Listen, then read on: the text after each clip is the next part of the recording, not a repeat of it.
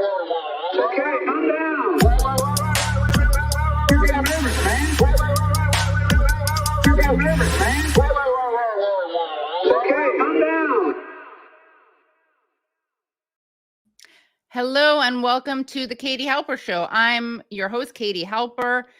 This is a very special co-broadcast that I'm going to be doing with Briahna Joy Gray of the Bad Faith podcast. I see that my camera is blurry. I'll try to fix that shortly. Let's see if this trick works. Not really. Yes. Okay. So starting all over. Welcome to the Katie Halper Show. Welcome to a special joint stream where I'm going to be joined by Briahna Joy Gray, and she and I are going to co-host a discussion with the wonderful Norman Finkelstein and Mouin Rabbani. Crystal Ball was going to join, but she has a sick kid who she has to tend to, so she won't be joining. She sends her regards, though. And before I get started, just a reminder to please like the chat, like the stream, subscribe to this channel if you haven't already. We're at 170,000, which is great. Let's get those numbers up there because that helps the algorithm. And given what we're covering on this show, I think it's really important. There's so much propaganda out there. It's really important to debunk that. And that's what we're doing on the show, especially this show tonight. You can also become Patreon members at patreon.com/The Katie Halper Show. Again, that's patreon.com/The Katie Halper Show. And you get great extra content. It also just lets the show happen. We really couldn't do the show without your Patreon support. So thank you so much to everyone who is a Patreon supporter. And I'm going to bring on Briahna Joy Gray, and then I'm going to bring on our special guest. But first, my special co-host, Briahna Joy Gray, who is a host of Rising on the Hill, and also the host of the Bad Faith podcast. Welcome, Bri.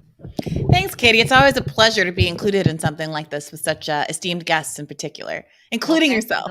Oh, thank you. Yeah. Yeah. You've been doing great work over at the Hill. I can't believe you're still there. You and me both, sister. Yeah. Yeah. But yeah, I want to thank you for doing all the coverage that you have been doing about this issue. You've been getting a lot of heat for it. So congrats on not backing down. Yeah, no, I think it's the very least one can do with a platform like that. And I will continue to use the platform to the best of my ability to talk about this issue in particular, which is not treated fairly, as we all know, in mainstream media, as long as it'll allow me to do so. So right. It's the very least I can do. I like to think of myself as the Mark Lamont Hill to your Peter Beinart, because he, of course, was fired by CNN, but then CNN brought on Peter Beinart. So yes, you walked so that I could run. And someday I'll have run so that someone else can fly. Yeah, exactly. Yeah. Well, let's bring on our guests who we're so excited to be bringing onto the show. None other than Mouin Rabbani and Norman Finkelstein. They're both return guests. Mouin Rabbani is a Palestinian analyst. He's contributing editor of Middle East Report, was a senior analyst of the Middle East with the International Crisis Group, and previously worked as Palestine director of the Palestinian American Research Center. He is co-editor of Jadalaya e-zine and host of the Connections podcast. So welcome, Mouin. Thank you. It's very good to be with you. Thanks for joining. Pleasure. And of course, we're being joined also by Norman Finkelstein, a political scientist, the author of many books that have been translated into 60 foreign editions, including The Holocaust Industry, Reflections on the Exploitation of Jewish Suffering, and Gaza, an Inquest into Martyrdom. In the year 2020, Norman Finkelstein was named the 5th most influential political scientist in the world. So welcome, Norman. Thank you for having me. Of course. So we are going to be starting off, we're going to be talking about a bunch of different things, but we're going to start off talking about South Africa's case against Israel, their genocide case against Israel at the ICJ, the International Court of Justice, which took place earlier this month.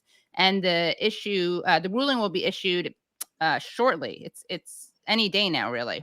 So I want to just start off by asking you, Norm and Mouin, about your assessment and impressions of the ICJ hearing. Mouin, would you like to begin? After you, Norm. Okay, thank you. I have spent the past few days reading and rereading again the relevant documents. Everything is available except one document, which the Israeli side submitted to the court, but didn't make available to the general public. And that seems to be almost entirely documents from its own government and from various government agencies. And that's actually a point to which I would like to return in a moment. I would say the first submission, what's called the application of the South African government, it runs to 84 pages, and it's extremely impressive. It's not only impressive, but even someone like myself who thought I knew everything backwards and forwards, up and down, I learned from it. I myself was somewhat surprised at its description of the Great March of Return in 2018. I was surprised by how many people were injured. I think it ran to something like 15,000 people were injured. I was not aware of that figure. And also the descriptions. And there were many heartbreaking details. However, leaving aside the emotive aspect, what was most compelling, and that was brought to my attention by Crystal Ball, is the fact that the ICJ is the official juridical body of the United Nations.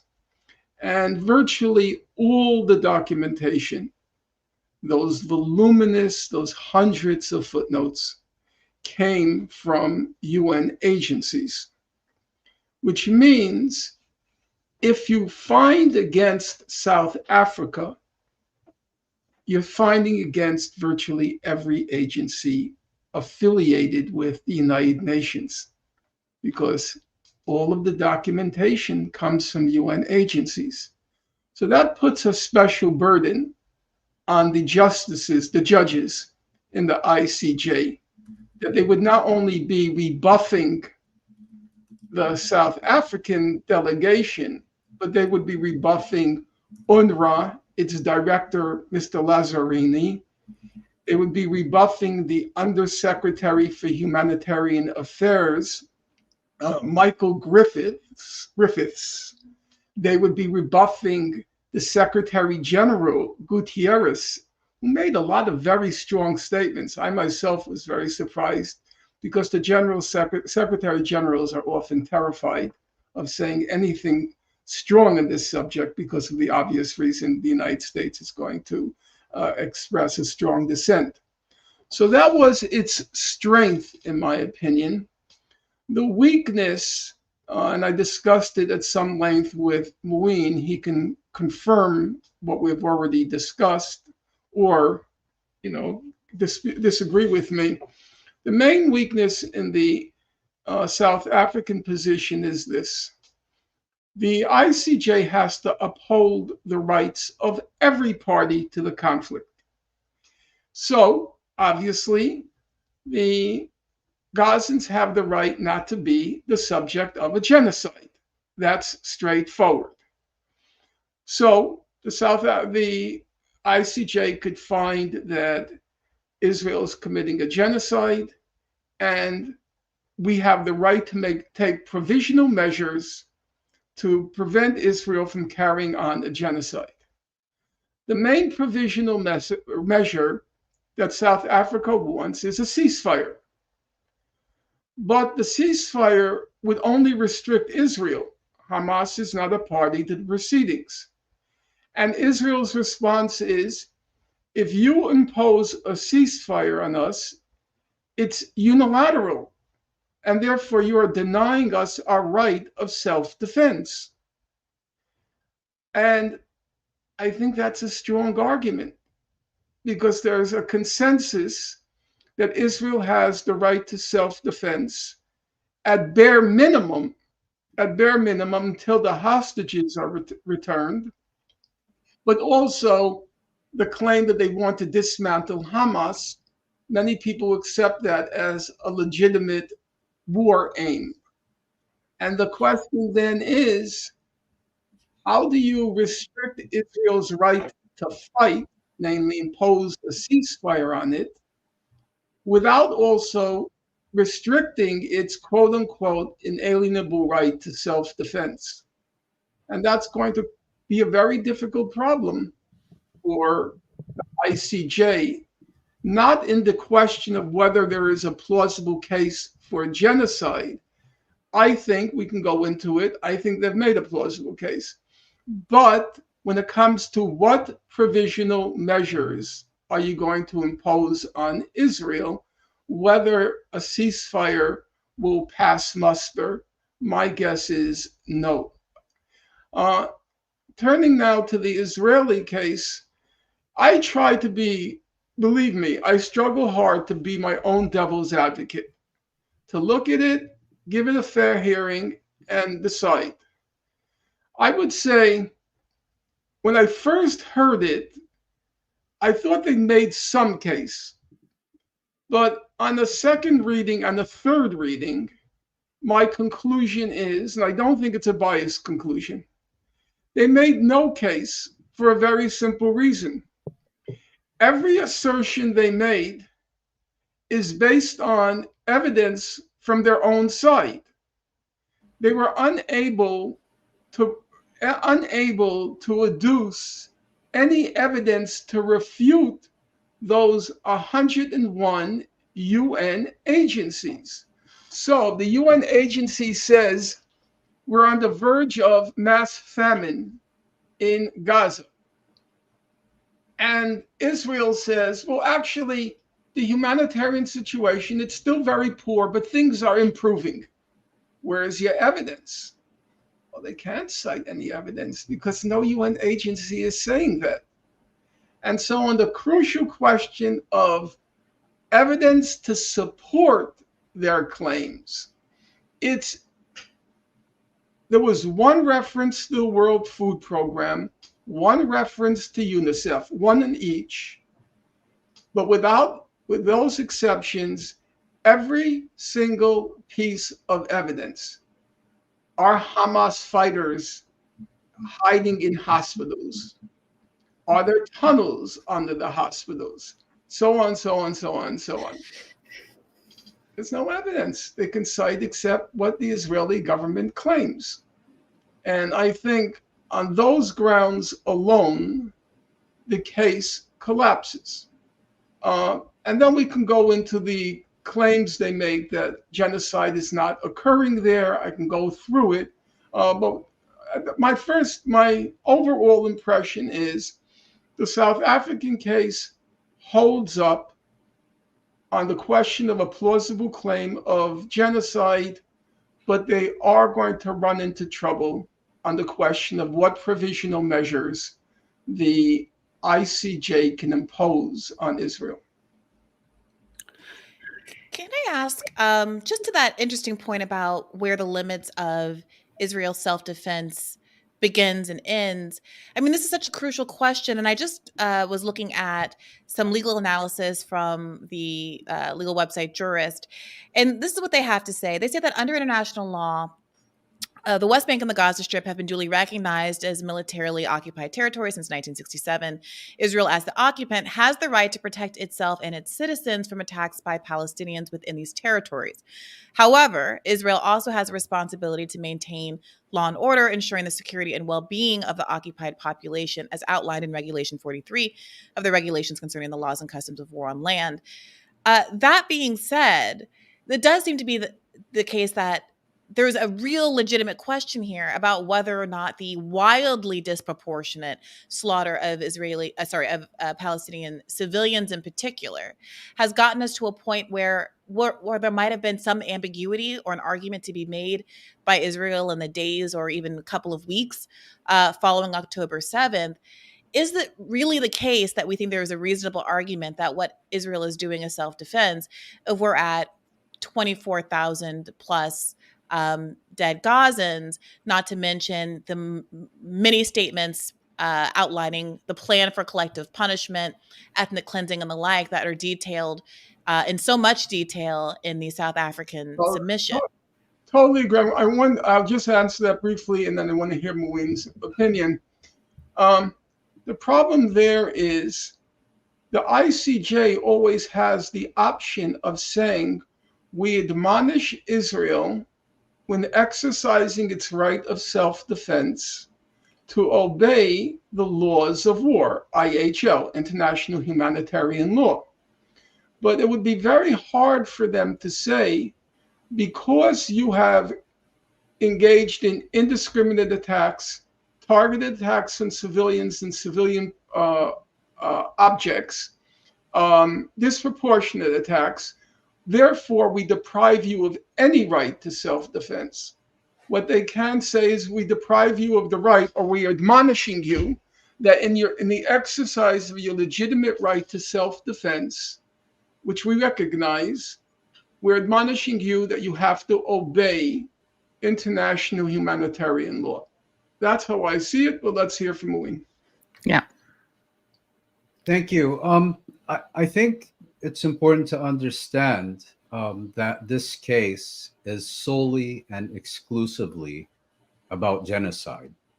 In other words, the International Court of Justice is not going to judge whether Israel is obeying the laws of war. If the judges believe that Israel is committing war crimes and crimes against humanity, they will make very clear that that is none of their business, and they won't offer an opinion of it, because South Africa brought its case under the 1948 Genocide Convention, and anything that is outside that convention, including war crimes and crimes against humanity and indiscriminate bombing and all the rest of it, falls outside the boundaries of this case. That would be my first observation. So what South Africa now needs to do is not demonstrate that Israel is in fact perpetrating genocide, but make a persuasive argument that there's a plausible case to be judged by the International Court of Justice. In that, I think they will succeed. As far as provisional measures are concerned, I think the judges are most likely not going to even consider South Africa's main demand of a ceasefire. And this will have less to do, I think, with the issues Norm raised than more to do with precedent. I looked at, there are 3 previous genocide cases that appeared before the International Court of Justice. Bosnia in 1993, Myanmar in 2019, and Ukraine in 2022. In the Bosnia and Myanmar cases, the International Court of Justice did not order a ceasefire or cessation of hostilities. All it did is call upon the accused party to strictly observe the provisions of the Genocide Convention and not to violate any of them. The only time it called for a ceasefire was in the case of Ukraine, but that was a very different case. Ukraine was not accusing Russia of genocide. Ukraine made the argument that Russia utilized accusations of genocide against Ukraine as the justification for its invasion of Ukraine, and that therefore the ICJ should declare that Russia needs to cease military operations on Ukrainian territory. So it's a very, it's not a good analogy with what we're seeing now. And secondly, I think the question of a ceasefire is only of limited relevance because the ICJ does not have any enforcement powers. The only method through which its rulings can be enforced is by the UN Security Council. And as we know, the US is a permanent member of the Security Council and will veto anything that adversely affects Israel. And so I think we need to look at this not only in legal, but also in moral and political terms. And I think the mere fact that this case was presented to the International Court of Justice, the mere fact that the ICJ accepted to hear this case, and the extremely high likelihood that the ICJ will move forward with this case. In other words, it will determine that South Africa presented a plausible case for further investigation. And, you know, there is always a likelihood it will call for a ceasefire, although I consider that extremely unlikely for both the reasons Norm mentioned and the ones I referred to. I think these together will taint Israel until the end of its days. I think the charge of genocide is going to stick to Israel eternally, irrespective of how the ICJ ends up ruling in the end several years down the line. And given that Israel presents itself as a state that was founded in response to the Nazi Holocaust, and given that Israel has justified many of its most depraved policies as in effect necessary to prevent a second Holocaust, and now Israel stands formally accused before the world's highest court of perpetrating genocide, I think for that sector of global public opinion, and here I'm referring mainly to Western public opinion, that has always given Israel a pass on so many issues because of the history of persecution of European Jewry and the Nazi Holocaust. I think this case, simply by existing, will fundamentally and irrevocably alter perceptions of Israel in the public sphere. And that is what I think is the main value of this case, without, you know, detracting from the substantive and legal issues that Norman has raised. I would like to comment briefly on that, and then obviously I'd like to hear from the two hosts of the program. I think the point Mouin made is very germane to what seems like an unrelated issue, but I think it's very related. Namely, the strange evolution in the mainstream coverage of the Israel-Palestine conflict, in this case, Gaza, in particular, the Times, which has an old-timer. New York Times. New York Times, which as an old-timer is still the newspaper of record in my mind's eye. At the beginning, the Times was typically the Times making all these apologies to the state of Israel. And Norm, if I can just interrupt you, I'd just like to recall that on October 8th, the Times published an editorial entitled "A Time for Unity and Resolve," basically calling for the promotion of Israel's war aims and for them to be achieved. I forgot that, to be honest. You blotted it out, a repressed memory. In any event, but as Israel's barbarism became impossible to ignore, the Times coverage was actually quite good. You could judge it not just by the content of the articles, but the pictures that were illustrating the articles. They were heart-wrenching. I will tell you, I have not watched 1 minute of any video footage on Gaza or even on October 7th. I won't watch it. I'm kind of like Professor Chomsky. He only refers to a written record. Even if there is a movie on his life, he'll only refer to the written transcript. He will never refer to the actual film. And I'm sort of the same way. I didn't watch anything. But the coverage was surprisingly good. But then it again abruptly changed and got awful. And it got awful when the issue of genocide came up. And I think it's the reason that Mouin just suggested. Israel's, after all, the state of the Jewish people. That's its official title.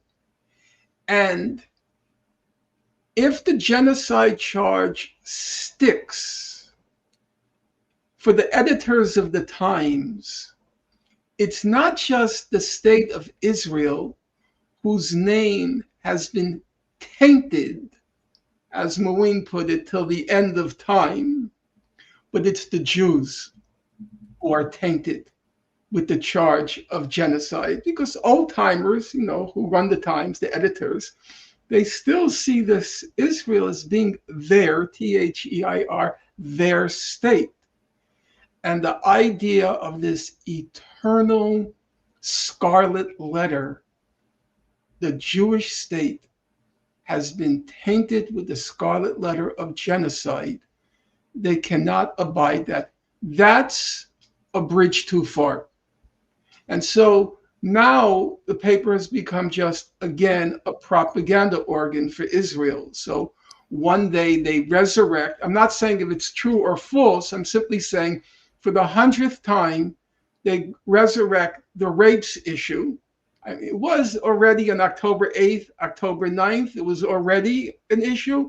But then they suddenly resurrected it with apparently a very shoddy article. Then they raised this issue of the 430 miles of tunnels in Gaza.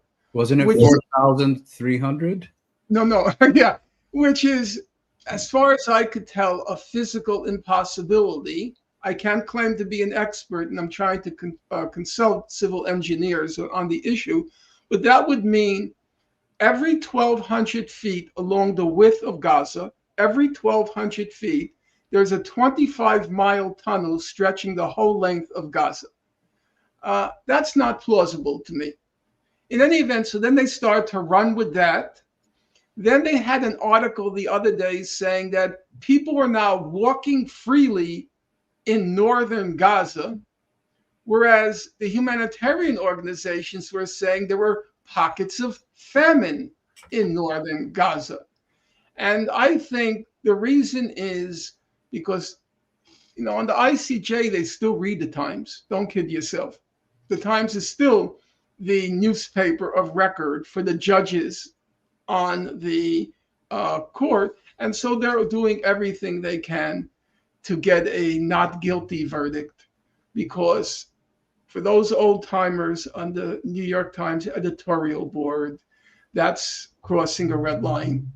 Our state, the state of the Jewish people, to be accused of genocide. You remind me of what the newly minted French foreign minister said about this case. He said, to accuse the Jewish state of genocide, that crosses a moral threshold. Correct. You can't call a Jewish state genocidal. He didn't say whether it was factually true or not. It was a moral imperative. If it's a Jewish state, you can't call it genocidal. He didn't look at the evidence. He didn't care. That's precisely how they've been able to get away with it, because people find the allegation offensive, more offensive than the actual genocide happening, because it speaks to a total hypocrisy. Well, Blinken worked himself into a frenzy, dismissing it as meritless. And then the Germans worked themselves into an even greater frenzy, effectively saying, we're recognized global leaders in genocide. Trust us when we give our opinion on this. This case is an outrage. Yeah, the hypocrisy of Israel charging South Africa with kind of being disqualified from weighing in because they experienced apartheid or something. How dare you point out apartheid if you have experienced apartheid firsthand, but then turning around and saying, oh yes, but believe Germany because they're the experts in genocide was really quite rich. I mean, Katie, I wonder what you make of some of this. You've done so much good media criticism at Useful Idiots and on your show. And I wonder if you have a similar read as to Norm about the kind of trajectory of New York Times coverage, or whether you have anything to add to that. Because I do suspect that some people listening might bristle a little bit at the idea that there was ever a time when the New York Times coverage could be described as good, even though I take Norm's point that the gravity of what is happening in Gaza is so extreme that even bad or skewed or biased coverage that includes basic photographic evidence and a basic accounting of lives lost, even if you say Hamas death toll numbers and all of that, is still a compelling case for humanitarian intervention in Gaza. Yeah, I think that one of the most creative things that the New York Times and a lot of legacy print media does is that they make it a mystery who does the killing. So there's a lot of use of passive voice. There's a lot of description of deaths, people killed, people lost. I think that's one of the ways that at the New York Times and other similar outlets that their bias towards Israel is shown consistently, kind of regardless of whether or not they do, as Norm pointed out. I mean, there are times when I think just by virtue of reporting, the evidence is so overwhelmingly there's so much violence, death, and destruction that it's hard without lying to sugarcoat it. But they are creative in the way that they whitewash it. And in the other direction, I think, as Norm referred to, and Mouin, we've spoken about this briefly, and I know you've done shows on this, Brie, but the coverage of the rape allegations has been fairly abysmal. And it's just kind of a game of telephone where claims are made, claims are referred to, and no one actually looks at where the claims are from. And then they were made in the New York Times, so now everyone else can cite them because it's from the New York Times. And the New York Times is so reputable. Right. And if I could just give one incident, I think it was about a week ago before the ICJ case. Suddenly you had the story in the New York Times citing unnamed senior American intelligence officials confirming Israeli allegations that there was a command center and tunnel network and all the rest of it below Al-Shifa Hospital in Gaza City, the main hospital in the Gaza Strip. I don't need to repeat what the allegations were and what happened, but I found it quite telling. The story had been dead for weeks in the mainstream media. Then a few days prior to the Times article, there was a very lengthy and detailed article in the Washington Post that basically dismissed all the Israeli claims. And then suddenly you had the New York Times article. And whereas when the issue was very current, you had US diplomats and political leaders making all kinds of allegations and sourcing them to US intelligence. You never actually had a US intelligence source speaking directly to journalists. Now, all of a sudden, they were being anonymously quoted. And I think it's exactly what Norm said. You know, Israel needed to be provided with a few slam dunks on the eve of the ICJ case. And given how much, the Israelis repeatedly referred to human shields and every civilian installation being a Hamas base or a weapons depot and so on, I would look at it in that context. And there's definitely been on television. I mean, we've been focusing on that a bunch on Useful Idiots, but one example that sticks out is there was a 3 or 4-year-old baby killed, and the anchor referred to her as a young woman. She's Right. Palestinian, of course. I mean, similarly, I'm sorry. No, I'm similarly done. to your point, there was just before the ICJ presentation, Netanyahu came out with a statement saying, well, of course, we don't have any intention to do any ethnic cleansing. Of course, there's no permanent resettlement plans. That seemed to be immediately anticipating that that was central to the claims that were made in the South African briefing, put out just literally a day or two before the ICJ. And then you saw in the Israeli case before the ICJ, them making reference to those statements that had very clearly been laid as foundation, as proof that Netanyahu didn't actually have any intention of engaging in any of the clearly documented statements from any number of people in government that were pointing to the plan to ethnically cleanse, push Gazans permanently out, permanently destroy every building, permanently resettle the population. Well, part of the timing was just positively amusing, because their delegation at the ICJ, the Israeli delegation, they leaned not insignificantly, I won't say it was the whole of their argument, but it leaned not insignificantly their presentation was, I think, January 12th. It leaned on the statement made by Netanyahu on January 10th. As if Yes. they said, can you just make a statement that we can quote? Right. Exactly. In our reply, it was so thin. Fake. It was so thin. Transparent. But at some point, well, let's continue because there are some issues I'd like to get to, but maybe we'll get to in the course of the conversation. So let's hear from you. Well, I know that you, Norm, had wanted to discuss two figures in the hearing.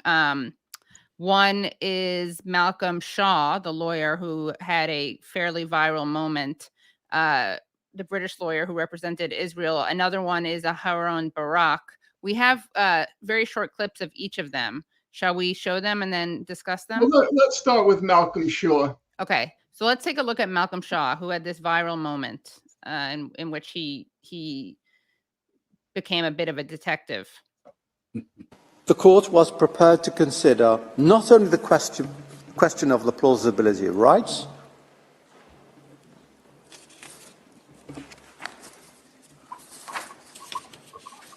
well, some has shuffled my papers.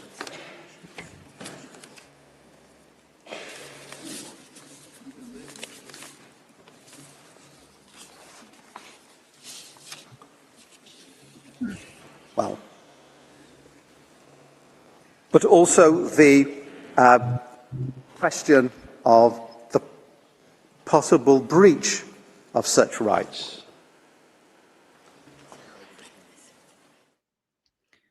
Quite a moment. I'm not a believer. My parents were resolute atheists, and it would be a betrayal of their memory were I to become a believer. But at that particular moment, I did think there was some divine intervention to rattle Mr. Shaw. I find him a particularly revolting character. He has the moral stature of something a cross between a used car salesman and a personal injury lawyer. He has a very impressive academic record. Actually, I discovered I had sitting on my bookshelf I think it's an 800-page textbook of his international law. But I did go back, read some of his submissions, because he's basically Israel's official lawyer. In this particular case, in his first statement, he had to deal with two issues. Number one, is this a dispute between Israel and South Africa? Is there a dispute? And he used all these technical arguments to prove it doesn't qualify as a dispute. Now, I recognize in law, I have to defer to Briahna Joy Gray, there are all these technicalities which, to some extent, fly in the face of what common sense tells you. But there has to be some connection. Whatever legal technicality there is, there has to be some connection with a word as everybody understands its meaning.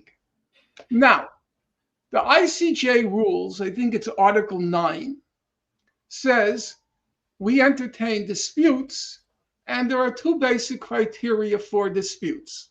One is a personal exchange between the two parties.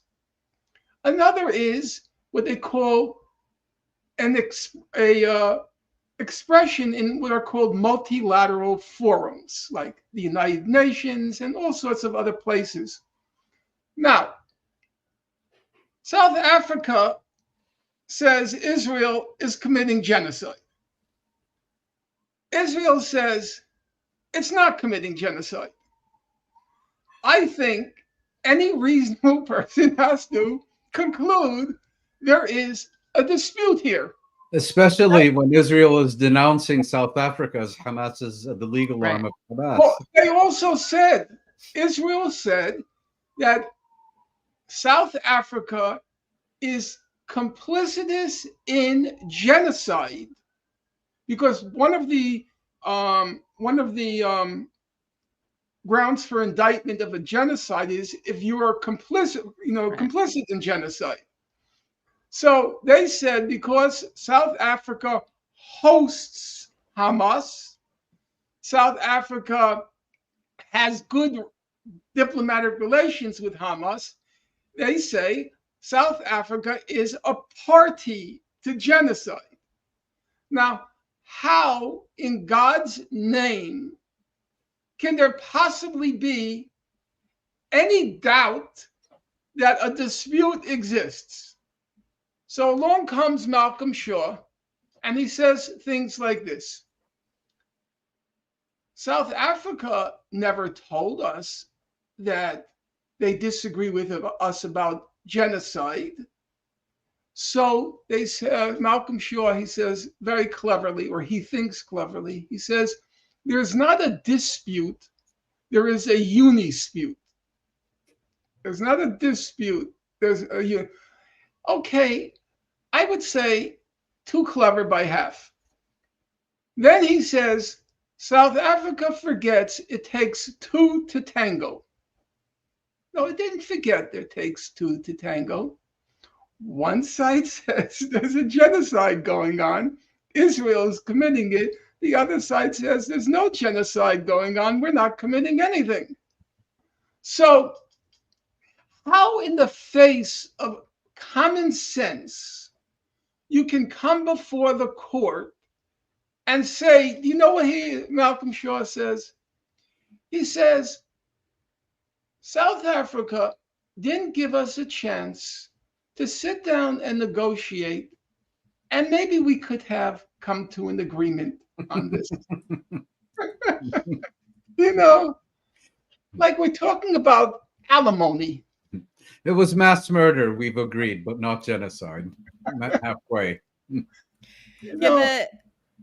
Sorry, go ahead. I didn't mean to interrupt. No. The write-up in the Intercept makes the point that it summarizes it the way you did, and then makes the point that after South Africa publicly accused Israel of genocide in November and called for the ICC to issue a warrant for Netanyahu's arrest, Israel responded by withdrawing its ambassador to South Africa, which somewhat undermines the idea that it was willing to engage in any kind of diplomacy or negotiation around what exactly is going on in Gaza. But according to Shaw, it's just a minor squabble or misunderstanding. And if we had gotten together for a latte, it probably could have been ironed out. For latkes. Right. And then he says, but now we'll never know. No, I think we know. We know there wasn't going to be a squaring of the circle on this particular issue.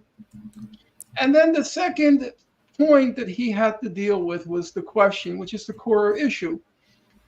Is there an intent to commit genocide?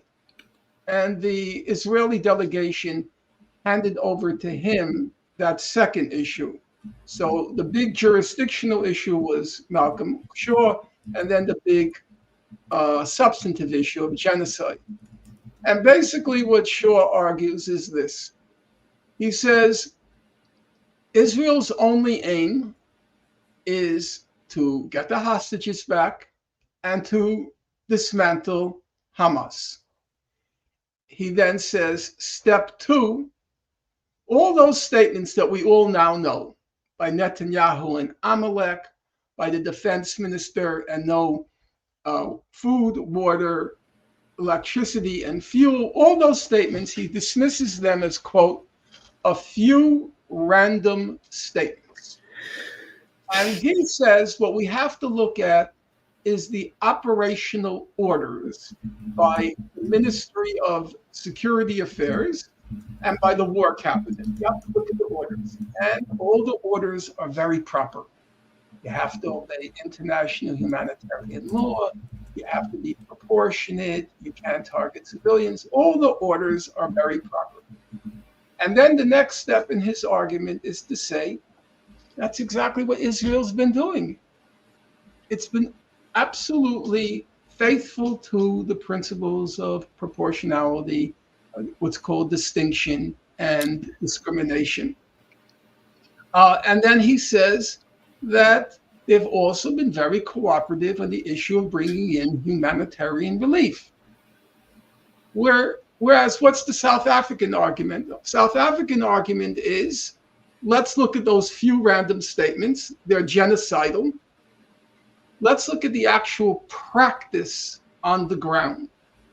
And then come the hundreds of citations that Israel is not being proportionate, it's not being discriminate, it's not proportionate, and it's targeting civilians. And they say that what's actually happening on the ground coheres with the statements, those few random statements. They're committing genocide. And then the last part is to say the humanitarian relief is trivial next to what needs to be done. And so, in my opinion, the Israeli case completely falls apart when you look at what's actually happening. When you look at what's actually happening, they're not targeting Hamas. That's not true. Now, you might say I'm exaggerating here when I say they're not targeting Hamas. In fact, they're not. It's just hit or miss. When you are bombing indiscriminately, when you are carpet bombing, you're hoping one of your bombs will drop on a tunnel. But you're not actually targeting the tunnel. That's what it means to bomb indiscriminately. You're not targeting anything. So I will, of course, acknowledge they want to dismantle Hamas or defeat it or destroy it. I have no doubt about that. But their modus operandi, how they're going about doing it, is by simply indiscriminately bombing everything, flattening everything, and then in the northern sector, after you've flattened everything, almost literally, there are many towns which are gone, like Beit Lahia, Beit Hanun. Apparently, there's nothing there anymore. And then they come in for the ground operation when they allegedly are looking for the tunnels. But that's not what they're doing. That's why from the beginning, Israel won the propaganda war from day one when it was described as Israel-Hamas war. Right. That was the terminology that was immediately adopted by everyone. That's not true. It's an Israel-Gaza war. They are targeting the civilian population. And as a afterthought, if we happen to get Hamas, this carpet bombing, terrific. But that's not what was happening. Hamas. John Feiner, just really quickly, then Mouin, take it away. But John Feiner, National Security Advisor John Feiner, during one of his appearances on the Sunday morning shows this weekend, said something about how Israel is beginning the shift to targeting more high-value Hamas targets, which, as Aaron pointed out, was kind of a confession that up until now they haven't been targeting them. They're just starting to. It's just been wholesale mass slaughter up until now. Yeah, I think, in fact, in my view, that was the strongest part of the South African presentation, because genocide is primarily or crucially about intent. In theory, Israel can kill as many people as it wants, but unless it can be demonstrated that there was genocidal intent to those actions, it can't be guilty of genocide. And for the South African legal team, first, Adila Hassim, I thought, made a very powerful presentation showing the genocidal nature of Israel's campaign. And then Tembeka Ngukaitob did, I thought, the crucial presentation on intent, where he just overwhelmed us with statement after statement after statement from Israeli leaders, from decision makers, prominent members of civil society, journalists, all the rest of it. And even more importantly, then drew a very persuasive link of how these statements were translated into action on the ground by the foot soldiers, so to speak. By the way, do you guys want to hear? This is a little behind the scenes, but someone who's been on my show and Bree's show, and in fact, I should do another show with all of us together, but is Craig Mokhiber, the UN human rights lawyer who resigned from the UN, and he has he texted me a message. Can I share it? It's about a point of departure that he has. Let's see. And I got permission. I just thought it's an interesting response. Okay. So he says, excellent show with Bree, Norman, Mouin, but I disagree somewhat with their analysis of the self-defense question. This is not Ukraine, Russia, or internal assaults within a state, Myanmar. This is occupied territory, and the ICJ has already ruled in the Wall case that Israel, as the occupying power, does not have an Art 51 right to self-defense in the territories it occupies. In other words, they can defend themselves in generic terms, but they have no right to make war on Gaza in the name of self-defense. Second, the kinds of acts it is carrying out in Gaza are unlawful, even where self-defense is recognized. Third, if there is a plausible case of genocide, self-defense is no excuse. Finally, a ceasefire would not render Israel defenseless, as they could still repel any attacks. I don't know what the court will rule. Bias is a factor, and they might fall for Israel's arguments. But the self-defense claim of Israel is not as clear as Norman and Mouin have suggested tonight. But great discussion. I love both of them, and you and Bree too.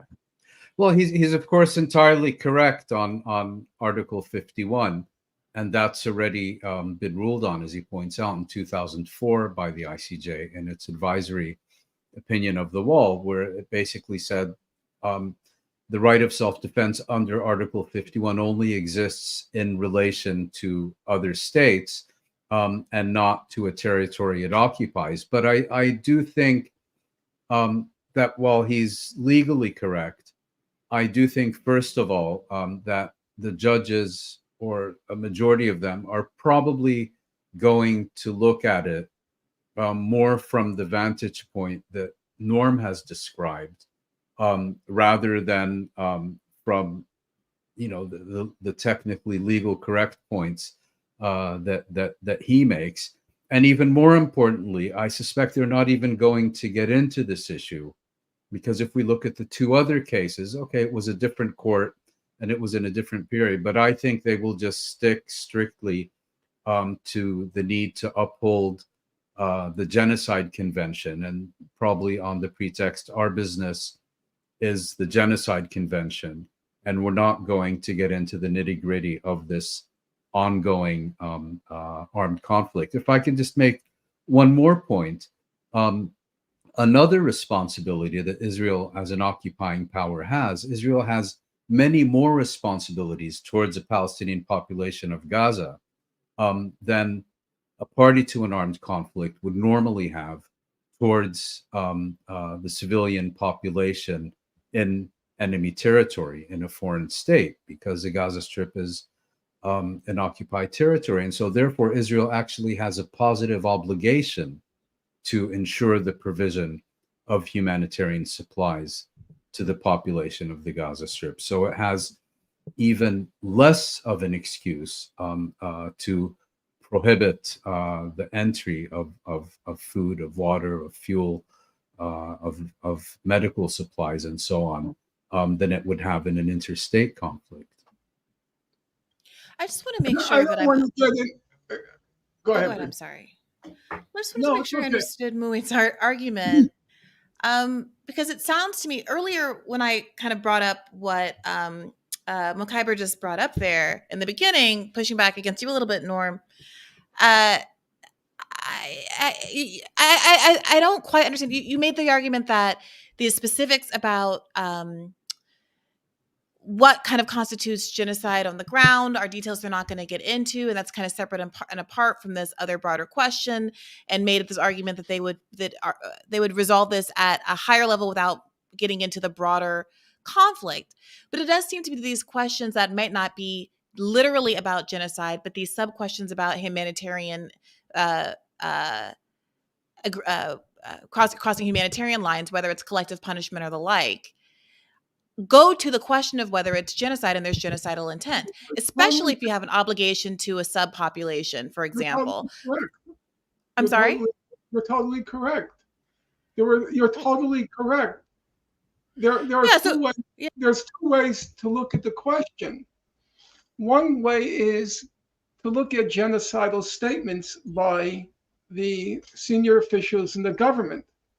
But as the two South African representatives said in the proceedings, very rarely do governments announce we're committing a genocide. What was very unusual about the current case, the one brought by South Africa, is you actually could find genocidal statements by senior officials. And it wasn't just a leaked memo. Right. They said it out loud publicly. But in general, the way you prove intent is by the natural, inevitable, inexorable consequences of the actions you're taking on the ground.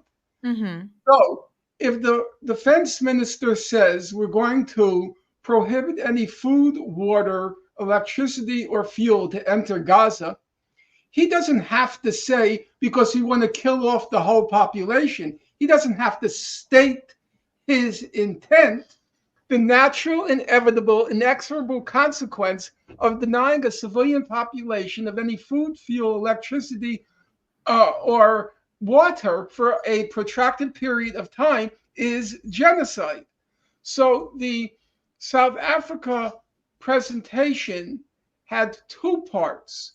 One part was to say we can prove intent on the basis of all these statements, which, as Mouin pointed out, one after another, after another, after another.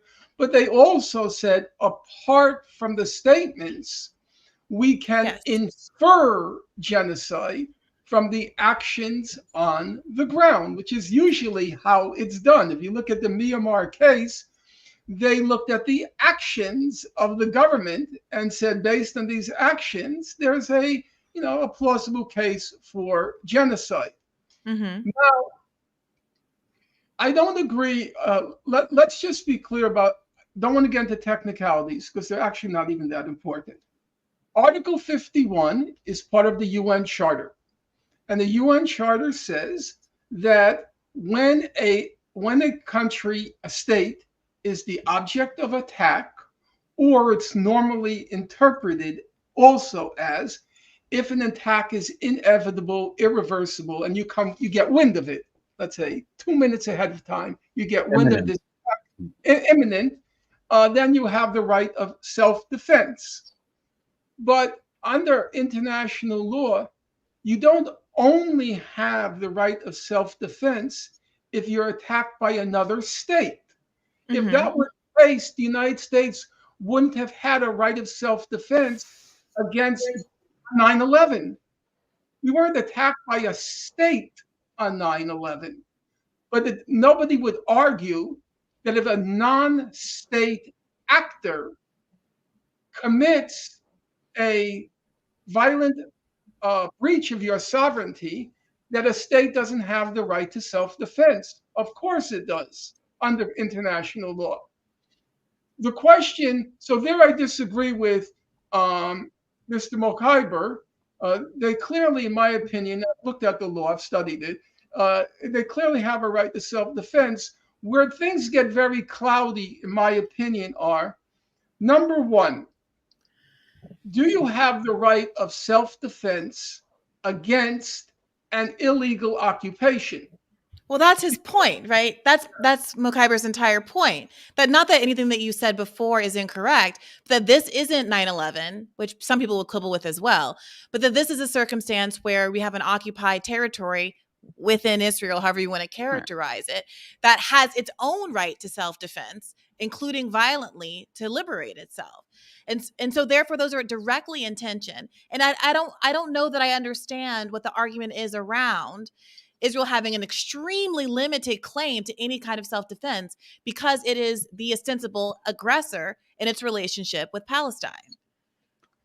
Well, Go ahead. sorry, Mouin. go ahead. No, I was just going to say I very much hope the court surprises us, but I'd be very surprised if they address the issue of a ceasefire at all, and not for these technical legal reasons, but I think primarily for political ones, and that they'll take a very narrow interpretation of their responsibilities when issuing provisional measures. But Well, I very much hope I'm proven wrong. I want to ask you about that as well, because my understanding was the whole point of the Genocide Convention and how this is why I'm sorry, I'm blocking his name now. The journalist who's been advocating for this for a long time, Sam specifically Husseini? Sam Husseini, exactly. I'm sorry.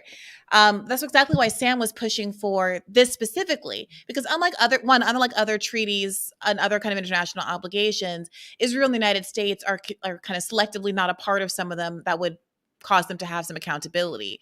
They are both, everybody is signatories to this Genocide Convention. And the Genocide Convention creates an obligation for all other signatories to enforce it and to do what they can to stop genocide, which is why there's an interesting argument for Yemenis doing what they can in the Red Sea to create a blockade.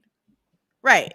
So even if there is even the most tepid of claims that stop short of saying you must have a ceasefire, it does seem to me that as finding that Israel is engaging in a genocide here creates, as a matter of like definition under the Genocide Convention, an obligation of various states to intervene and provide some cover for actors like the Yemenis in the Red Sea to say, and in fact, as I think it's already the case, but to say in fact that it's you, the United States, who are instigating an illegal violent action against us.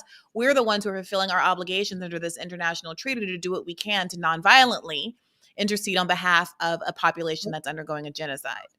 Again, I don't want to get bogged down in the fine points, but I think the argument you just made misses a critical fine point. The ICJ is not passing judgment on whether Israel is committing genocide.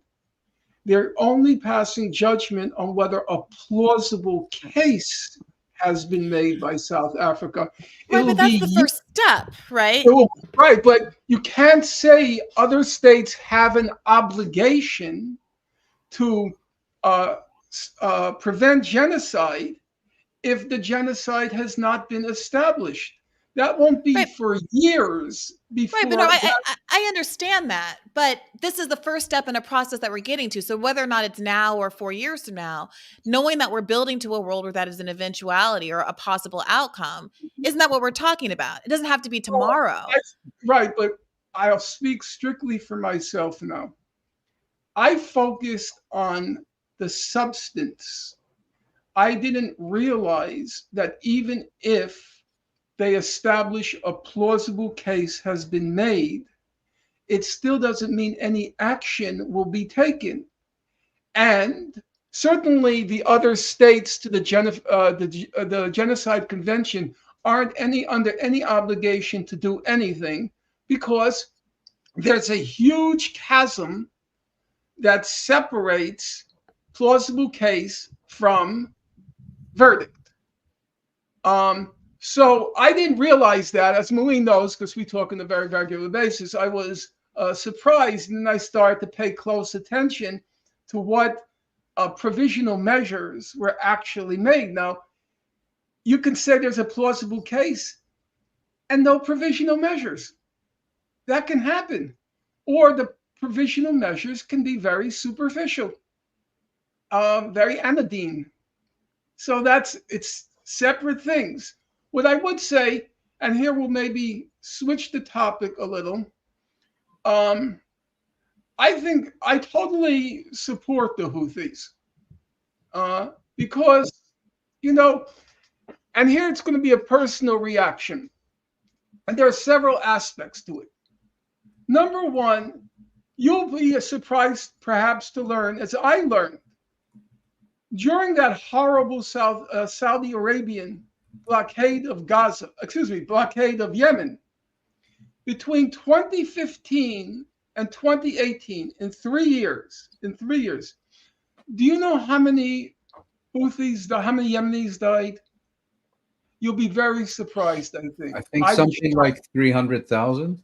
It was I a saw, lot. no, just those 3 years, Mhm. 88,000, Mhm. of whom 60% starved to death. You hear me? 60% of those 88,000 Yemenis, because of that brutal blockade, starved to death. And for me, the Houthis, sure, there's a religious side to it. I'm not going to deny it. But there is just a fundamental understanding, a human sympathy, a pity for what's being done to the people of Gaza because it was done to them. Now, some people say they're not targeting directly only Israeli vessels or Israeli bound vessels. I really don't give a damn. I know I can be a stickler for international law, but my view is during the war in Vietnam, I know how much I'm dating myself. During the war in Vietnam, we had a slogan, one of our slogans. It was no business as usual. That when millions, as it turned out, millions of Vietnamese are being killed by our government, we have no right to carry on with business as usual. And the Houthis are sending the same message to the world. You want to continue your trade? You want to continue your business? You want to build your economies while the people of Gaza are facing mass famine? No. Now, you know, even Russia and China abstained in that UN vote attacking the Houthis because they too care about business. They too care about their economy. And the Houthis say their message to the world is while the people of Gaza are being martyred, there is going to be no business as usual. We will target anyone or everyone who passes through those waters until the people of Gaza are freed from this genocide. Here, ready? As a Jew, I get that. As a Jew, I would have respected any government in the world during the Nazi Holocaust, any people in the world during the Nazi Holocaust who would have done what the Houthis are doing. They say it in very simple, plain, uneducated, unrefined language. You will not destroy the people of Gaza. I deeply resonate to that. You know, I'm going to just tell you one last thing and then you can react because I know you're going to lose your license or something for me saying it, but that's my problem. I take complete responsibility for it. I don't know how many of you have read Rousseau's Second Discourse on Inequality. It happens to be very good. And one of the things he says in the Second Discourse is men would be monsters. Men would be monsters were it not for the natural feeling of pity. Pity. It's pity that humanizes people. And then he takes the next step and says, the more educated you become, the more you develop that rational faculty which enables you to find excuses why not to do anything when others are suffering.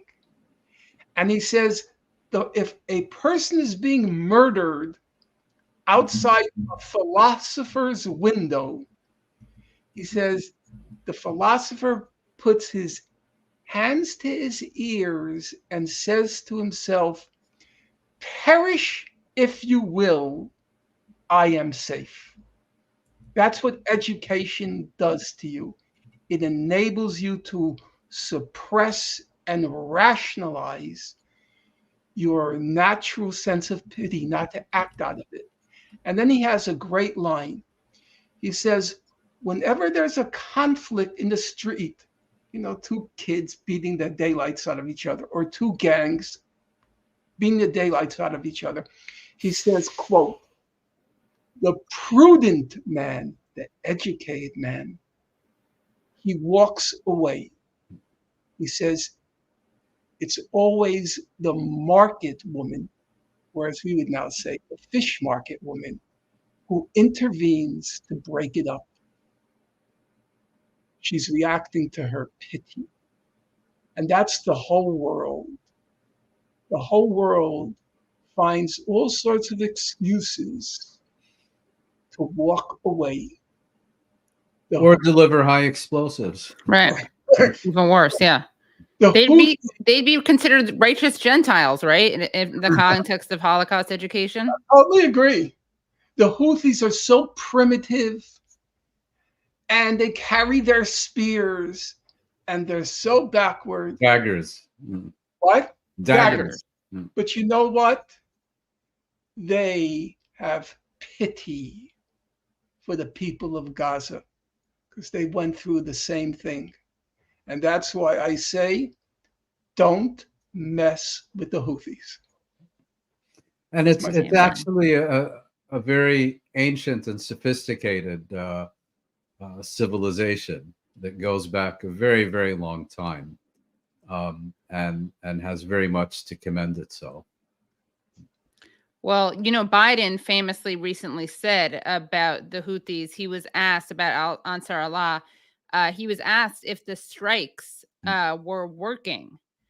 He said, let's see, where's this quote? I think he said, no, but we'll keep bombing. Yeah, he said, well, if you mean working, are they going to stop the Houthis? No, but are we going to keep doing it? Yes. And, just I can't believe the stuff he says out loud, which is true to his credit, but. And some people have been suggesting that it's a whole new ballgame now that Yemen is being bombed by the Americans and the British. But let's not forget, the Saudis were bombing Yemen with some of the most advanced American weaponry. They had highly trained pilots. They had targeting intelligence from the U.S. intelligence services, and they had boots on the ground. So the idea that the Americans are going to succeed where the Saudis failed because the Americans are American is I think a pipe dream. They also it was a great rebranding exercise that Biden did. He did this. He presented himself as such a departure from Trump on several things, including on the the Saudi war in Yemen. Right. And then all he does is say is, okay, we're not going to support their defensive. We're only going to support their defensive military moves, not their offensive ones, as if Saudi Arabia is defending itself from Yemen. The worst years, incidentally, were during Obama. And what's her name? Samantha Powers. Oh, Samantha Powers, yeah. Said nothing. There is a problem from hell. Yeah. Well, I have to ask you this, Norm, because I'm sure people raise this with you. The fact that the Ansar Allah, part of their charter or some official document of theirs says "curse the Jews." It's their slogan, I think. Slogan. Death to America, death to Israel. Curse the Jews. Yeah. Now, I know what I say to that, but I want to hear it. Yeah. I don't get hot under the collar about those things, and not because I'm giving people a pass. Israel describes itself as the state of the Jewish people. Right. What do you expect these people to do? Have they ever met a Jew who was nice to them? I doubt it. So if they conflate the two, let Israel, call itself by the name. Call itself the state of the Nazi people, and that problem wouldn't arise. So then they would just say they hate Nazis, and then the matter would disappear. So I don't get excited about those things. I've said this story before, so you'll forgive me. My parents, as you know, they passed through the Nazi Holocaust. And in later years, they read a lot of the history. They wanted to know what happened to them, what happened to their family. And I remember my father knew Russian. He learned it late in life, but he knew Russian. And he was reading a Russian book on the Nazi Holocaust, okay? And he came over to me and he said, "This is a good book. I like this book." So why do you like this book, Dad? He said to me, "Because they don't talk about they don't talk about the Nazis. They talk about the Germans." He hated that distinction. Because for him, you have to understand, for him, my mother, every German was a Nazi. That they didn't meet other Germans. It's not as if they went to Germany and they went and saw some Wagner in the opera house. He was also a Nazi. Right. Yeah. For them, they only knew Germans as Nazis. So I never tried to persuade my father. I remember I once asked my mother, I said, "Mom, do you ever remember meeting," because I was trying to make, the humanistic argument. Right. I said, "Mom, did you ever see a German who wasn't utterly vile, horrible?" I wouldn't use the word vile, horrible. She said to me, one time, I saw one German who seemed to have been not happy with what was going on. One, you get me? One. And so the Houthis, all they see of Jews is what Israel is doing to Gaza, Israel is doing to Lebanon, Israel is doing here, Israel is doing there. I can't get excited about that. It's not because I give a pass to anti-Semitism. It's because you have to look at the context. Of course. And I understood where my father's coming from. And I'm not going to hold somebody else to a more stringent standard than I held my own parents. Yeah, I totally agree with what you're saying.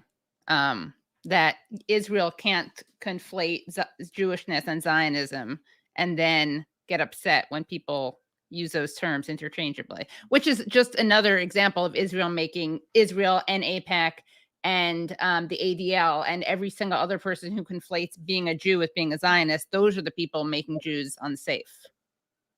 Some of the people, not the only ones. Ms. Briahna, you've fallen silent. Unusual for you. I don't know that I have a lot to contribute here, Norm. You're telling, I think, you and Katie are speaking to your perspective largely as Jews and how you interpret or how you respond to the statement that apparently is part of a Houthi slogan or however you want to characterize it. And that makes sense to me. I could reason by analogy as a Black person and have similar feelings about certain attitudes certain older members of my family have, for instance, toward white people or certain other groups. And that makes sense to me, but I don't know that it's really on me to say which Jewish people should or should not be offended by the Ansar Allah's slogan here. I'm going to ask you a question, Briahna, because your name came up in my mind when I was reading something, and I want to hear your reaction. As you guys know, Briahna and I had a disagreement about the slogan "From the river to the sea, Palestine will be free." So a few days ago, Syed Nasrallah, the head of Hezbollah, he gave a major speech in Lebanon, which I did email to Mouin. Did you have a chance to read it? I did. Okay, so you'll confirm or deny what I'm saying. And at one point, Nasrallah raised the issue of from the river to the sea. And he said, from the river to the sea, Palestine will be free, basically. And then he said, all those Jews in Israel, he doesn't call it Israel, the Zionist entity, all those Jews have double passports. There are Israeli Brits, Israeli French. They all have double passports. He then said, Israel is not really a nation. Israeli Jews aren't really a nation. because whenever there's trouble, they run away. That's what he said. Real nations, they stay put and they fight. He says the Israelis, no, they run away. And then he said, well, from the river to the sea, Palestine will be free. The land belongs to the indigenous population, the Palestinians. All the Jews should leave. And when I read that, is that accurate, Mouin? I'm not entirely certain. I don't remember that specific passage, whether he was advocating that they should leave or whether he was advocating that those who don't like it should leave. I would say the first. Mm-hmm. Because his next statement was it belongs to the indigenous population. Mm-hmm. So when I read that, I thought about you, Briahna, and I thought to myself, well, that's exactly the argument I was making, that it's a legitimate interpretation of from the river to the sea, Palestine will be free. That a legitimate interpretation is that everybody who's not Jewish doesn't belong there and should leave. You mean everyone who's not Arab? Right. Mm-hmm. It's not their country. They're not really a nation. They should get up and leave. And would you accept that as a legitimate interpretation of that slogan? That's my first question, because that's how Nasrallah interpreted it. And secondly, do you think that's a legitimate demand? Can I just say quickly that people and then Bree, take it away. I just want to say there are obviously still people who use that phrase who don't mean that. So the fact that Nasrallah does it to mean that doesn't mean that other people don't mean something else. But Right. I would say, first of all, that the Likud party, whose charter in existence is older than Hamas, has in their foundational charter the phrase between the sea and Jordan, there will be only Israeli sovereignty. That is at no point in time ever interpreted to be a genocidal statement, even though I would argue that the behavior of the Likud party is certainly much more genocidal than anything that Hamas or any other Palestinian entity has ever put into effect. You've put forward that apparently the Hamas leader has made similar statements. The Hezbollah leader has made similar statements. And we just heard Netanyahu, although there's some dispute around the translation, making the same or similar statements. I think substantively, even if there's a translation is a little different, it sounds just like the Likud party statement. So even if it's not the exact words, the point is everything left of the Jordan, west of the Jordan River should be Israel, and not anything Palestinian. I don't believe you should stop saying words that you believe simply because someone else who's bad uses the same framing or same phrase. I think there were people who said, let's say, Black power and Black militancy, who were more militant and more open to the idea of killing white people than others who said Black power and just basically meant you should have a good self-esteem and love your natural hair. And I don't think the flexibility and the expansiveness of the English language should put me in some defensive position where I'm not allowed to use words that are meaningful to me and that I am perfectly happy to clarify and explain if anybody wants to ask me a follow-up question. I don't think that I should be running away from my own phraseology simply because other people in the world want to mimic my words. If that's the standard, then you can easily see that any slogan adapted can be weaponized by any bad faith actor through the simple act of mimicry. Someone could say ceasefire now actually means that Hamas must stand down. And so therefore I'm going to protest in the street, ceasefire now, but I am a Zionist entity and saying ceasefire now means Hamas needs to do a ceasefire now. And if Zionists wanted to organize like that and try to co-opt that language and write op-eds in the New York Times, they might be able to get some traction there. Does that mean I'm going to stop saying ceasefire now? My fundamental argument with you, Norm, is that this would be a more compelling case on your end if the ceasefire now side of things, if the Israel is committing a genocide view of things weren't an ascending point of view, that hearts and minds weren't being won in larger and larger numbers. If 66% of Americans and almost 80% of Democrats weren't in line with the view that Israel needs to do a ceasefire, that they're behaving disproportionately, and the sheer volume of human death in Gaza is unconscionable. But I just don't understand why I would be at all taking a defensive posture and changing my language, or not mine literally, but the pro-Palestinian advocates' language, when they are winning this rhetorical battle for the first time in the history of this conflict. More people, especially in the younger age group, are more sympathetic to Palestinians than to Israelis. Let me hear Mouin. Well, I think I agree with Briahna. I mean, from the river to the sea means different things to different people. And just because you use a particular word or phrase or slogan differently than I do, doesn't make me responsible for the way that you use it. I mean, it's a bit like saying you can't call yourself a communist without taking responsibility for the Cambodian genocide. So that would be my first statement. You and I can have ascribed very different meanings to the same concept, and that doesn't make either of them illegitimate, or rather, if I mean something in a certain way, I can't be held responsible for the meaning you ascribe to that. The second point I would make is I'm not aware that this is, I mean, I'm assuming what you're saying about Nasrallah is correct. I'm not aware of this consistently being his position in recent years, whether he's referred to this point at all, and if he has, whether he's made it. And I would argue that it also reflects, in a sense, genocide blowback.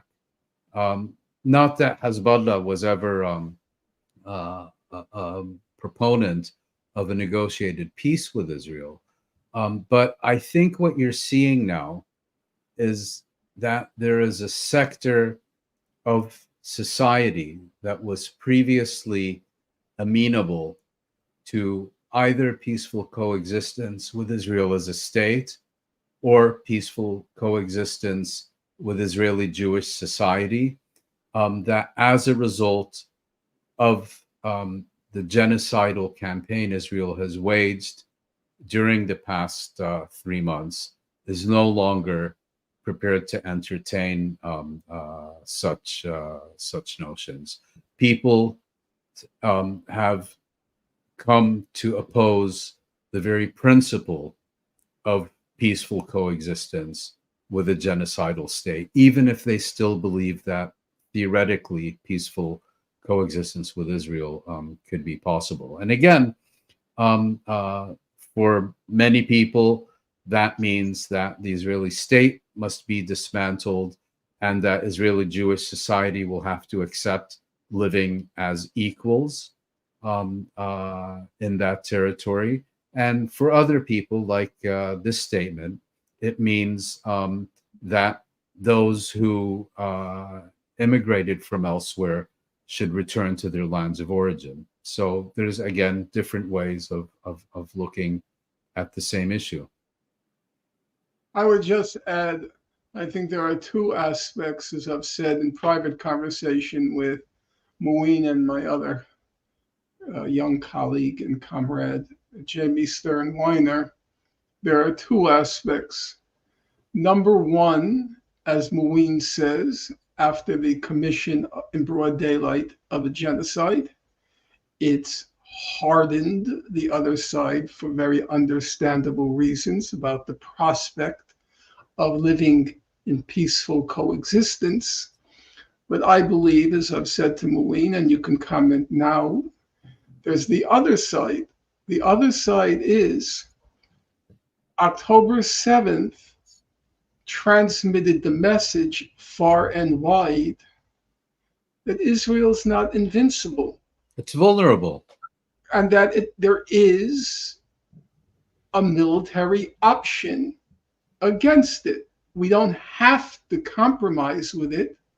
Lo and behold, this ragtag army succeeded in a way that they didn't even imagine. They didn't realize it was so easy to penetrate the perimeter of Israel. They were shocked.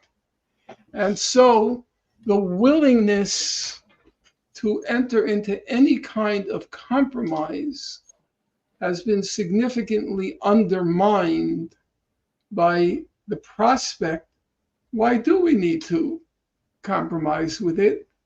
Victory is within reach. That's certainly Military as victory. well. Mm.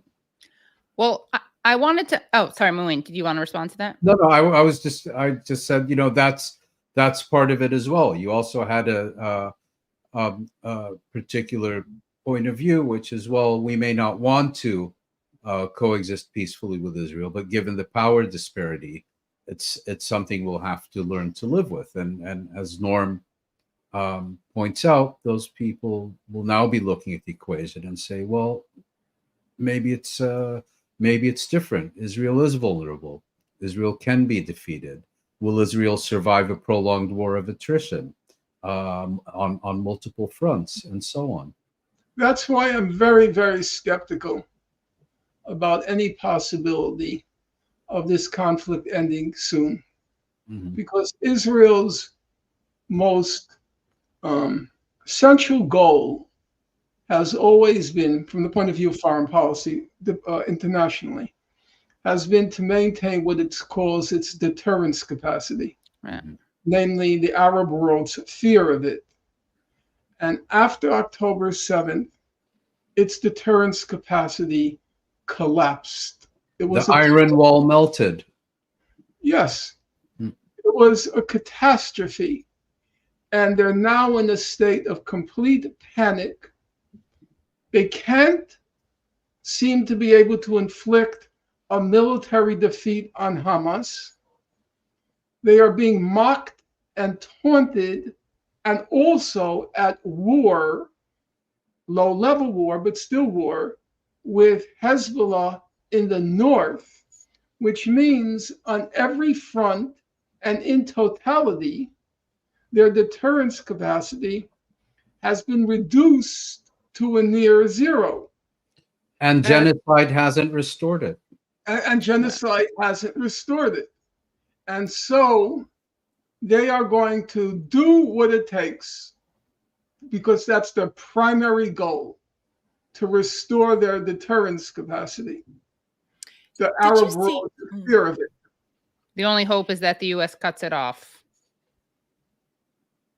Did any of you happen to see that, I guess you could call it a protest, where some of the families of hostage victims broke into some, it looked like a roundtable meeting, and they had to be dragged out, and they were screaming, criticisms of Netanyahu and saying, we can live with Palestinians. We can live with them. You're the bigger obstacle. We need our families home. Did any of you see that clip? I watched it. It made me a little bit sad that our side hasn't found that kind of courage. Not that young people haven't been fantastic, they've been fantastic, but breaking into the Congress and doing what these folks did, they went right into the cabinet meeting. They did disrupt Blinken's testimony to Congress early on, holding up. Yeah, I mean, I see red-handed it less of an indictment of anybody in America, since I'm not indicting. there's certainly many more. 400,000 people in the most recent protest in DC. There's so many more. Frankly, the volume of the protests in Israel has been pretty meager, although I don't judge them either, because it's so stigmatized there, and there's so much authoritarianism in terms of people, history teachers getting arrested for Facebook posts and things like that. So no judgment on either side, but just to the extent that there is a kind of radicalization perhaps on the Arab side of this equation, saying, well, Israel is perhaps more vulnerable now than we understood, and we're going to be less compromising. I think it's interesting to consider whether or not on the other side in Israel, there's perhaps a softening to the idea that the only way peace is going to come is through compromise, because they do see themselves as vulnerable. They are starting to I see don't think Netanyahu so. as making them more vulnerable. And at least the people who are directly connected to The hostages. hostages certainly see the stated policy of Netanyahu's government as making them, or at least their family members, less safe. And I'm not trying to pretend that there's some enormous sea change happening in Israel, but even that level of demonstration and even that level of rhetoric seem to be very unique and a departure from much of what we've seen before. Not to mention there were the protests earlier last year before October 7th that were pretty historic in nature. Again, not exactly liberal bastion or anything, but a strong condemnation of the extreme right-wingness of the Likud government. There have been precedents for that. When Israel occupied South Lebanon, approaching the year 2000, there were large numbers of Israeli soldiers who were being killed. And then there was a mothers movement formed in Israel. Four Mothers, I think it was called initially. I can't hear you. Four Mothers, I think it was called initially. Yeah, it was others who demanded the withdrawal from South Lebanon, and that gradually ballooned, and it was considered one of the precipitant factors in the decision in June or July 2000, July, I think, right, to withdraw from Israel is occupying Lebanon from 1983, really from 1978, actually, and that forced the withdrawal. My view is, as you know, right now, there's talk about a deal being brokered in which there would be a 2-month ceasefire, and Hamas would give up all the hostages in exchange for a 2-month ceasefire. I find that very improbable. Netanyahu is facing, as you just pointed out, huge domestic pressure over the hostages because most of the people were shouting at the legislators, what if it were your children? What would you do if it was your family? And highly personalizing it. So there is huge domestic pressure to get the hostages back. So I do think Israel will say that there will be a 2-month ceasefire if the hostages are returned. But the moment the hostages are returned, there will be near perfect unanimity to bomb Gaza into the Stone Age, to restore that deterrence capacity and to destroy Hamas. And that will include all those parents who were shouting in the Knesset, in my view. So as you all know, it's very easy to fabricate an excuse. So the moment the hostages are freed, you will recall in 1939, when Hitler needed an excuse to invade Poland, he fabricated a border incident. So he had his pretext for invading Poland, our country.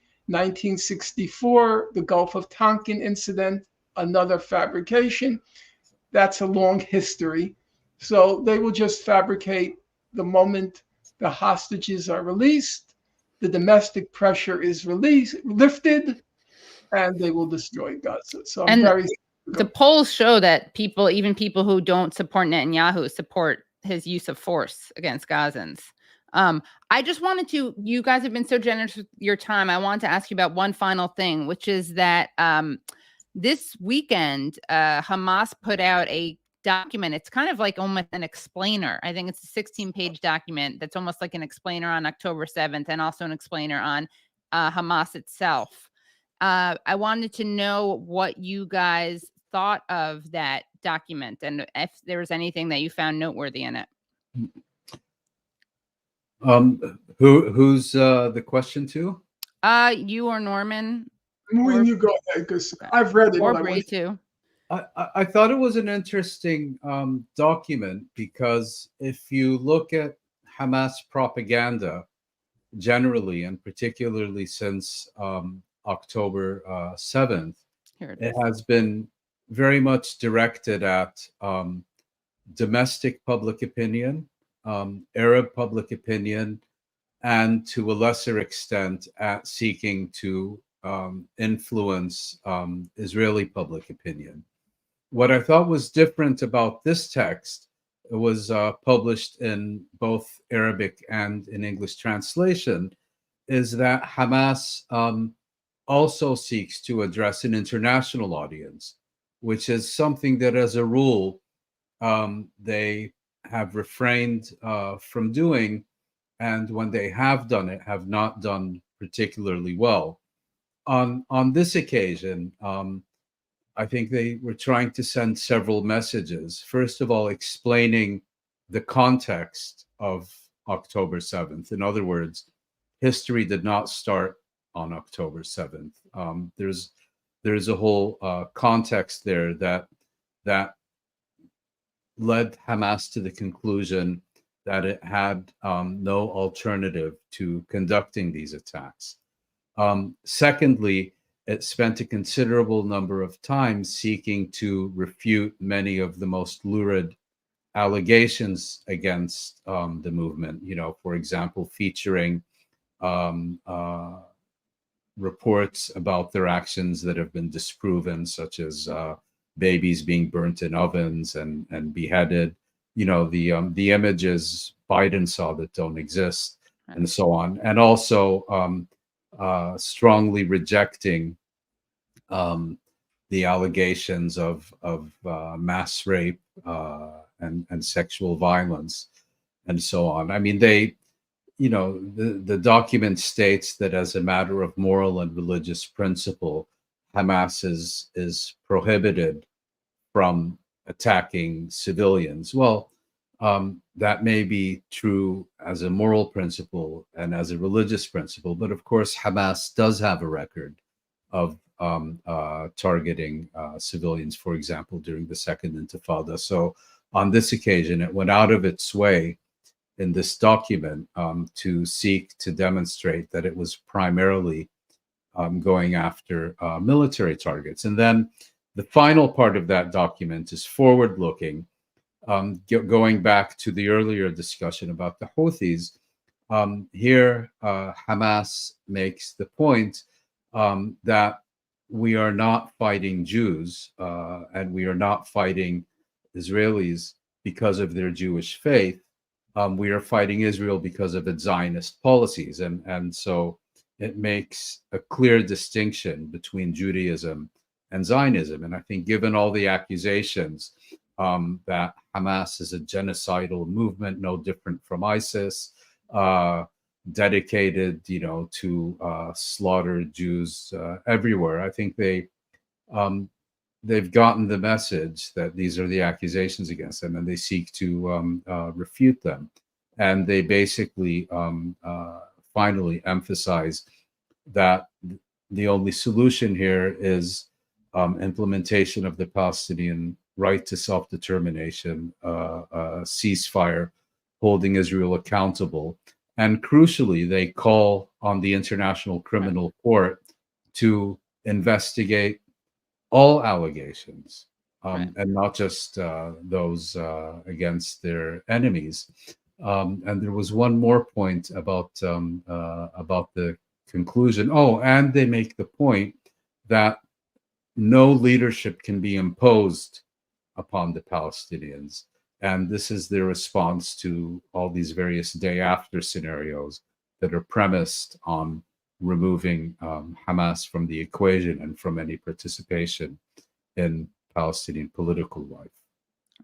They say, I just want to quote them because it'll be ignored, but I think it's relevant. Hamas affirms that its conflict is with the Zionist project, not with the Jews because of their religion. Hamas does not wage a struggle against the Jews because they are Jewish, but wages a struggle against the Zionists who occupy Palestine. Yet it is the Zionists who constantly identify Judaism and the Jews with their own colonial project and legal entity. It sounds like something I'd say on the show and have said on the show, which I'm sure people will use against me.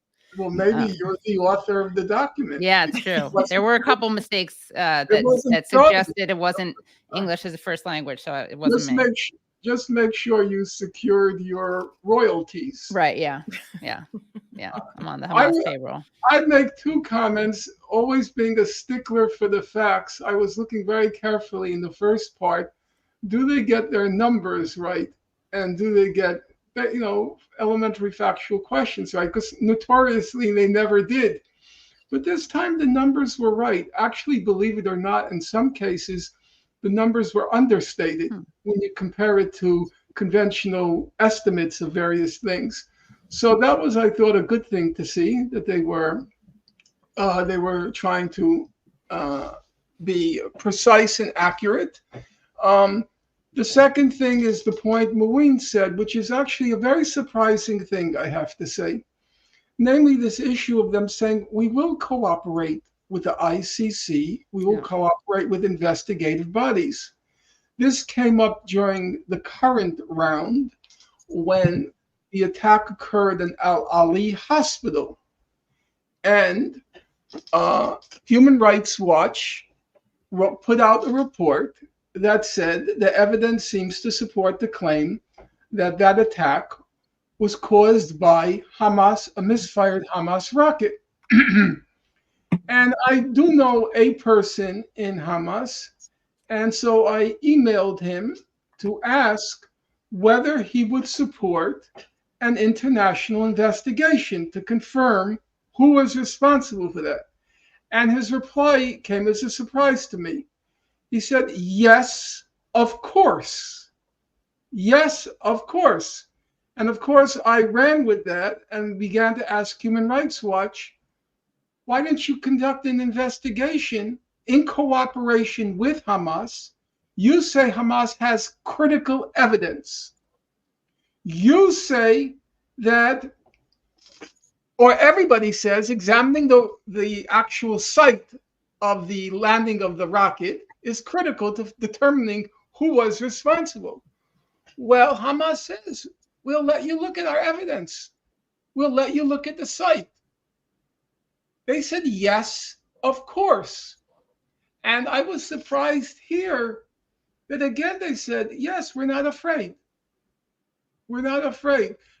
I would have been, frankly, I would have been afraid, because there can't really be any doubt, I don't think, but feel free to disagree with me, that atrocities, Hamas atrocities, did occur on October 7th. Or am I wrong about that, Mouin?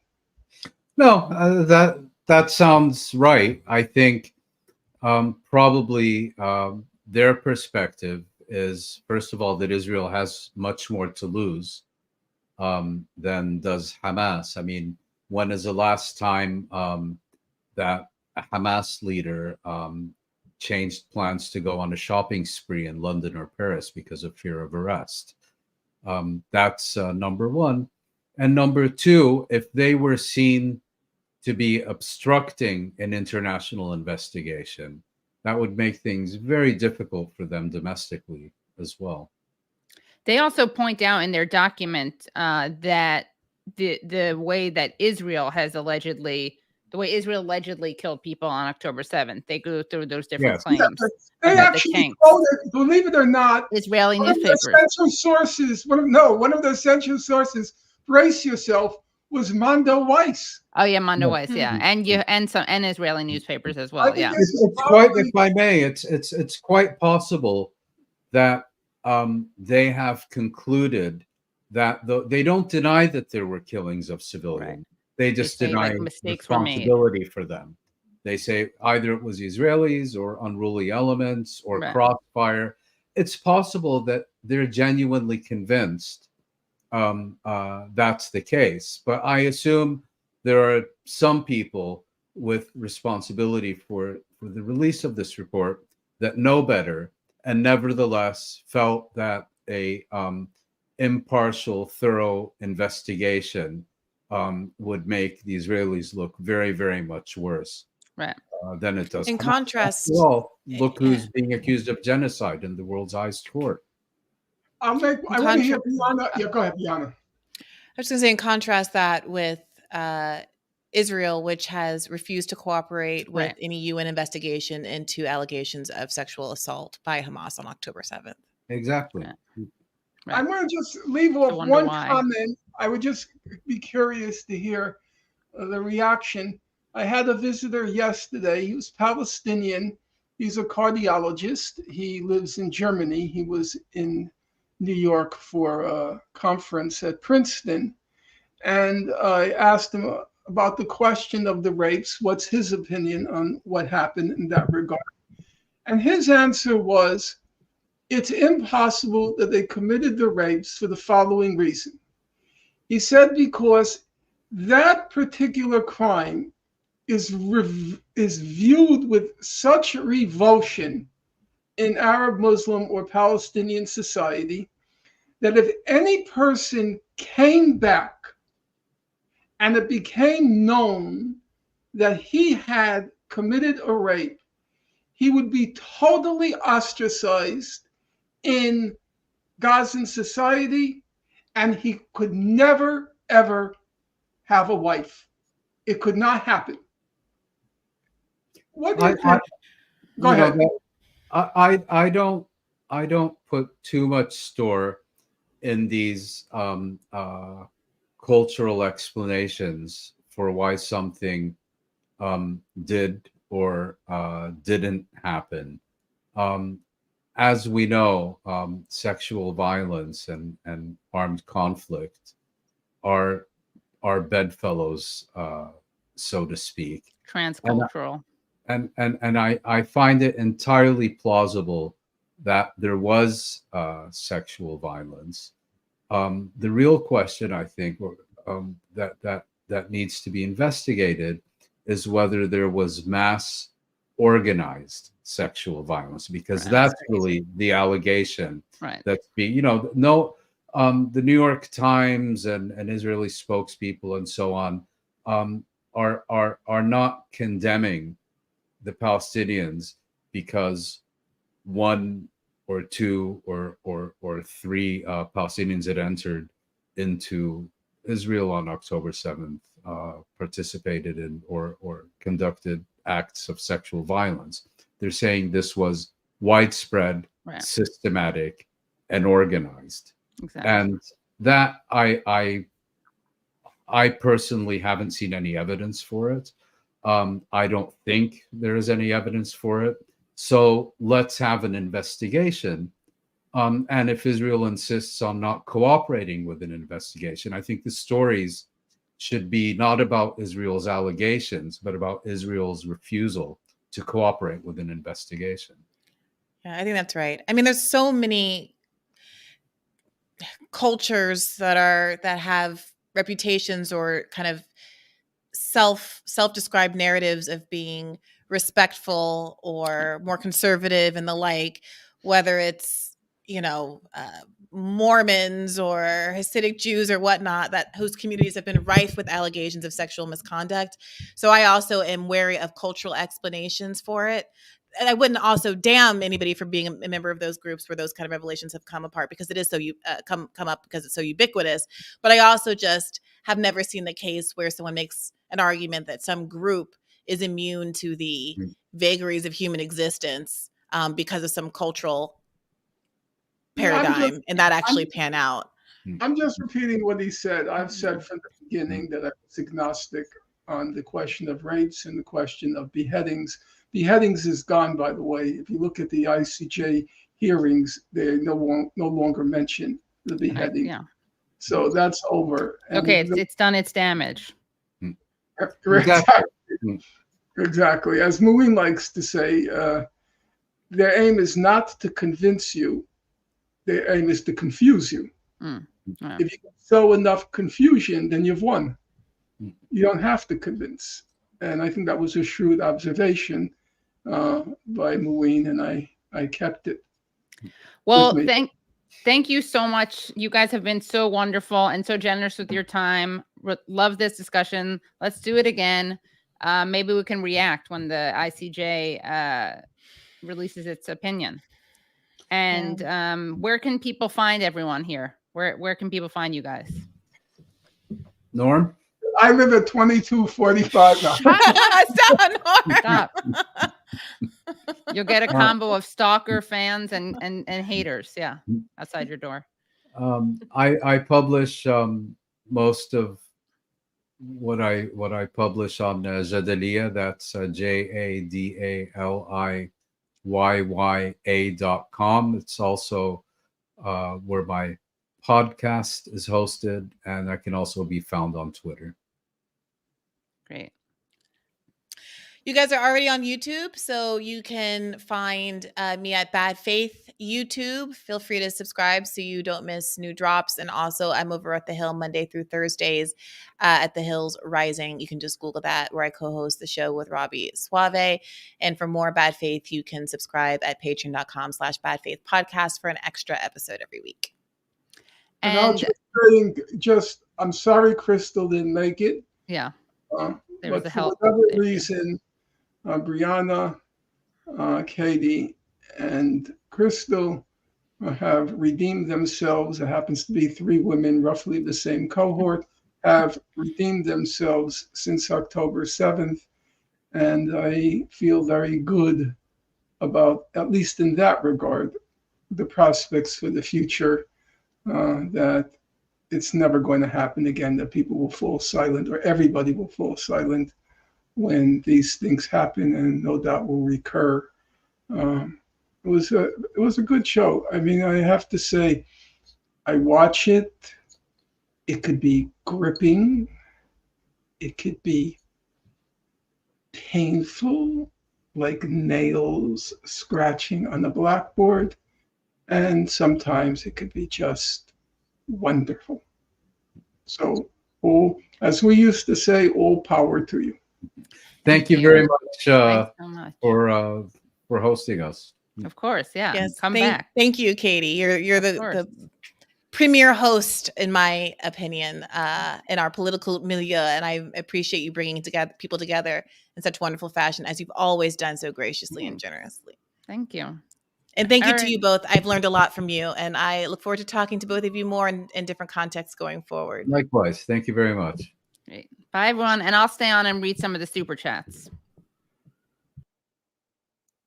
Okay, thanks, guys. This has been great. And thank you, of course, to Brad and Tyler, and also to Phantom Esfanta for the clips, the real-time clips. And thank you to everyone like Carl Redder, who became a YouTube member. Thank you, Arthur Miller.